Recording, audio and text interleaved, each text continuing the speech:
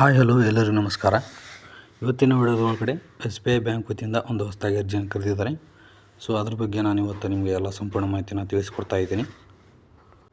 So ಅದಕ್ಕಿಂತ ಮುಂಚೆ ನೀವು ನಮ್ಮ ಚಾನಲ್ಗೆ ಹೊಸದಾಗಿ ಬಂದಿದ್ದರೆ ದಯವಿಟ್ಟು ನಮ್ಮ ಚಾನಲ್ನ ಸಬ್ಸ್ಕ್ರೈಬ್ ಮಾಡ್ಕೊಳ್ಳಿ.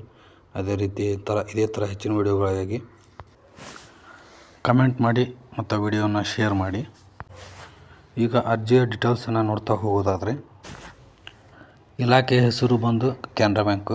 ಇದರಿಂದ ಅರ್ಜಿಯನ್ನು ಕರೆದಿದ್ದಾರೆ. ಸೊ ಒಟ್ಟು ಹುದ್ದೆಗಳು 60 ಹುದ್ದೆಗಳಿದ್ದಾವೆ. ಅರ್ಜಿಯನ್ನು ನೀವು ಆನ್ಲೈನ್ ಮುಖಾಂತರನೇ ಸಲ್ಲಿಸಬೇಕಾಗುತ್ತೆ. ಉದ್ಯೋಗ ಸ್ಥಳವನ್ನು ನೋಡ್ತಾ ಹೋಗೋದಾದರೆ ಭಾರತಾದ್ಯಂತ ನೀವು ಎಲ್ಲಿ ಬೇಕಾದರೂ ಉದ್ಯೋಗವನ್ನು ಮಾಡಬಹುದು.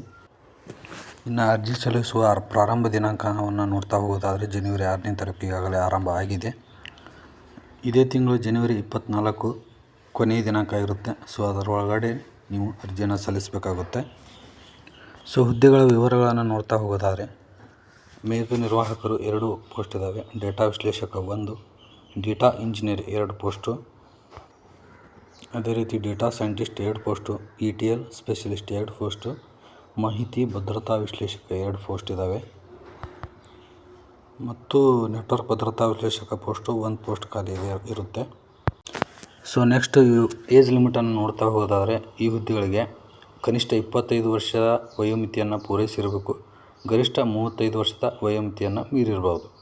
ವಯೋಮಿತಿ ಸಡಿಲಿಕೆ ಸಹ ಇದರಲ್ಲಿ ಇರುತ್ತೆ. ಅಂಗವಿಕಲ ಅಭ್ಯರ್ಥಿಗಳಿಗೆ 10 ವರ್ಷ, SC ST ಅಭ್ಯರ್ಥಿಗಳಿಗೆ 5 ವರ್ಷ ಇರುತ್ತೆ. ಸೊ ಅದೇ ರೀತಿ OBC ಅಭ್ಯರ್ಥಿಗಳಿಗೆ 3 ವರ್ಷದ ವಯೋಮಿತಿ ಸಡಿಲಿಕೆಯನ್ನು ಇದರಲ್ಲಿ ನೀಡಲಾಗಿದೆ. ಇನ್ನು ಈ ಅರ್ಜಿ ಹಾಕಲಿಕ್ಕೆ ಕ್ವಾಲಿಫಿಕೇಷನ್ನ ನೋಡ್ತಾ ಹೋಗೋದಾದರೆ, ಅಭ್ಯರ್ಥಿಗಳು ಸ್ನಾತಕೋತ್ತರ ಪದವಿಯ ವಿದ್ಯಾರ್ಥಿಯನ್ನು ಕನಿಷ್ಠ 60 ಅಂಕಗಳೊಂದಿಗೆ ಪೂರ್ಣಗೊಳಿಸಿರಬೇಕಾಗುತ್ತೆ.